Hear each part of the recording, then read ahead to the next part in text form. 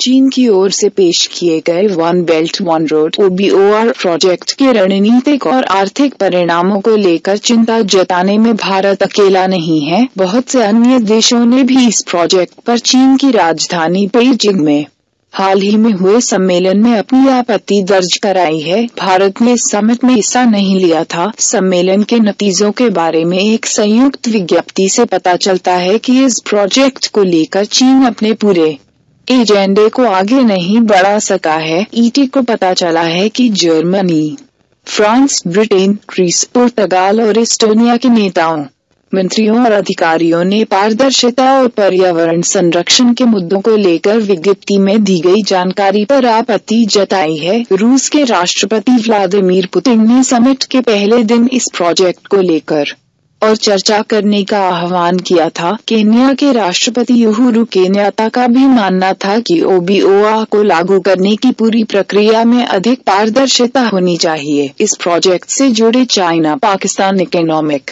Corridor (CPEC) के पाक अधिकृत कश्मीर से गुजरने को लेकर भारत को आपत्ति है और इसी वजह से भारत ने समिट में हिस्सा नहीं लेने का फैसला किया था। चीन ने OBOR प्रोजेक्ट के लिए 64 देशों की पहचान की थी, लेकिन पेइजिंग में 14-16 मई को हुए सम्मेलन में इन देशों में से केवल 20 के शीर्ष नेता मौजूद रहे और 44 अन्य देशों ने अपने मंत्रियों को समिट में भेजा था। समिट में 9 अन्य देशों के शीर्ष नेता भी शामिल हुए थे, लेकिन ये देश चीन की ओर से बनाए गए प्रोजेक्ट से जुड़े 64 देशों की सूची में शामिल नहीं है। मध्य पूर्व के किसी भी देश ने समिट में अपने शीर्ष नेता को नहीं भेजा। जिन 20 देशों के शीर्ष नेताओं ने समिट में हिस्सा लिया, उनका प्रति व्यक्ति औसत GDP लगभग $14,700 है। इसके मुकाबले में जिन 44 देशों का प्रतिनिधित्व उनके मंत्रियों ने किया था, उन देशों का प्रति व्यक्ति GDP $25,000 है। इन 64 देशों के साथ ही चीन की दुनिया की जनसंख्या में 60% और GDP में 30% हिस्सेदारी है।